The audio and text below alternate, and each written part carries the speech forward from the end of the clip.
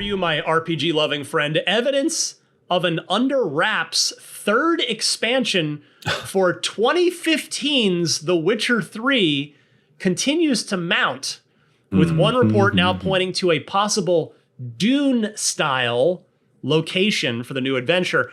Word of a fresh DLC for the beloved 2015 blockbuster RPG began bubbling up in earnest last month, fueled by a set of reports from insiders and apparent teases by developer CD Projekt that it had something secret in the works. Now, a report by our friends at IGN Poland, right in CD Projekt's backyard, has said its local sources have been aware of potential plans for several years, and that initially, at least, its developers had expressed a keen interest in exploring Zerrikania, pardon me if I'm mispronouncing that, an exotic desert region to the far east of The Witcher 3's current map. While IGN Poland cautions that this information dates back several years, it also goes on to list a string of reasons why Zerrikania makes a lot of sense for the expansion, due to various hints at a Zerrikanian manticore school in the previous expansion, Blood and Wine, and references to the region made by other characters. The same school is also part of The Witcher's tabletop RPG. Separately, a Eurogamer report, our friends over there as well, has given a more black and white reason why this expansion is likely real and expected to launch this year. Because there's currently a gap in CD Projekt's employee incentive program target, indicative of the company launching something expected to earn significant money. In other words, follow the money, basically. As Eurogamer notes, CD Projekt doesn't really have anything else expected to fit the bill, with The Witcher 4 not set for launch until at least 2027, and Cyberpunk 2 sometime after that. Work on a new IP is also ongoing, but even further off. What do you say, my friend? This would be like, I don't know. This would be like a beloved movie franchise coming back after you thought it was over. It's almost, I don't know, like the Twin Peaks return, or like, I don't know. X-Files coming back. Yeah, it's wild to think of an expansion of a game that you thought had already been like done. It's like Blood and Wine, great send off. If that was like the last we got until Witcher 4, whenever that comes out, like perfectly fine with that. But I do like the idea of, here's a game from last generation, but we're back, baby. We got more content. It's like a nice surprise, and in a way, it's I think this would be a great way to build momentum before we get The Witcher 4, because like I'm not holding my breath out for The Witcher 4 anytime soon. I know that game's going to be huge, and I know it's going to be a long time. You know, sure, we'll get it next year, if even that. But if there's new Witcher 3 content, I think that's like an even better reason for people to, I mean, that would be a reason for people to return. But also, you could get the complete edition for Witcher 3 for like $15 on any platform, man. Yeah. And you get over 100 hours of like one of the best RPGs of last generation. And to like build again, it's like the Witcher TV shows. I feel like the ship has sailed on that. True. In terms of hype. And in fact, Netflix just announced they're ending it, so it's not even going to make it. It was 7 seasons, I think, was the original plan, and it's not going to make it. Yeah, I am surprised by how long it ended up running, but mixed feelings on that, of course. But the idea of putting out an expansion for a game that hasn't had any content for that long, it's just, I don't know. It's like visiting your old school years after you've graduated and still seeing your old teachers there or whatever. I'm all for this. I don't see any downsides with this. I would love to have a reason to go back to Witcher 3. It's been so long since I played that game, and I feel like the genre has evolved so much since The Witcher 3 was kind of the pinnacle of the genre.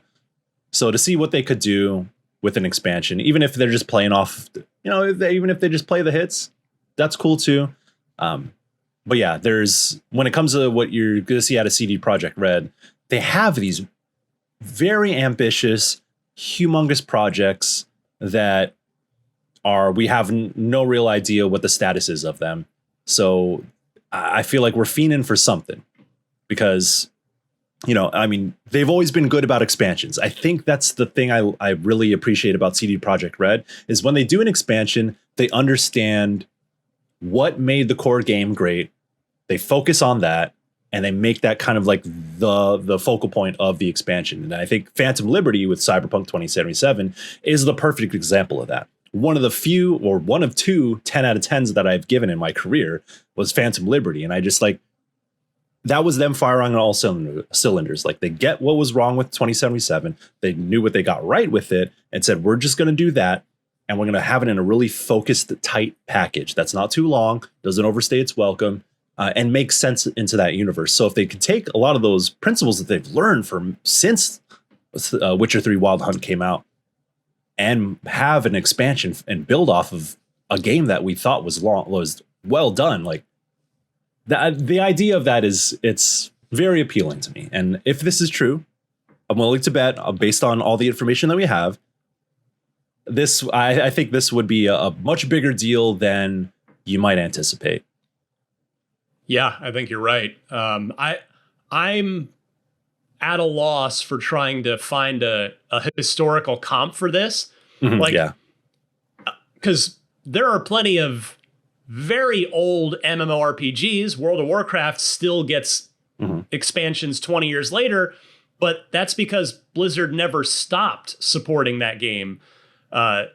CD Projekt moved on from The Witcher 3. Yeah.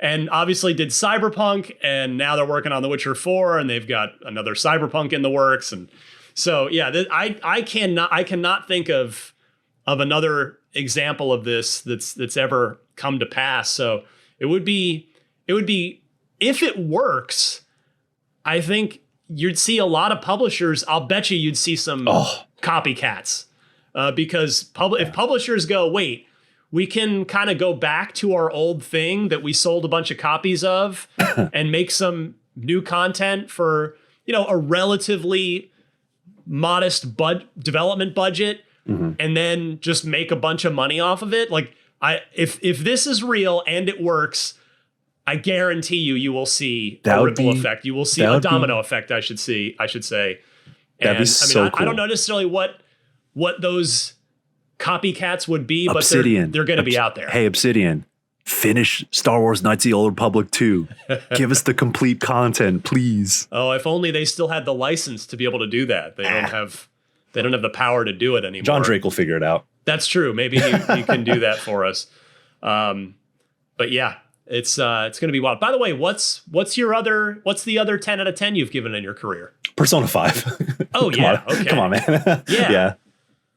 Yep. Yeah, that's two good ones. I'll bet you don't have any regrets for either of those 10s. Yeah, I'm pretty stingy when it comes to 10 out of 10s. I give it a lot of 9s in my life. Yeah. But 10 out of 10s, I'm always like, because when I was at GameSpot, it felt like an event. Like a game really had to, like, because we had to like talk to the EIC. We had to talk with the reviews editor. Yeah. And like when you submit your draft and it says 10 on it, they're like, all right, we're going to have to send this through a lot of other people. We're going to see if this is really a 10. We got to ask other people. That's how we do it here too. Yeah. It's a big deal. I haven't given it a 10 yet here at IGN, but I have been close. Very close with Metaphor. Very close with Expedition 33. Ultimately gave them 9s. Still stand by that.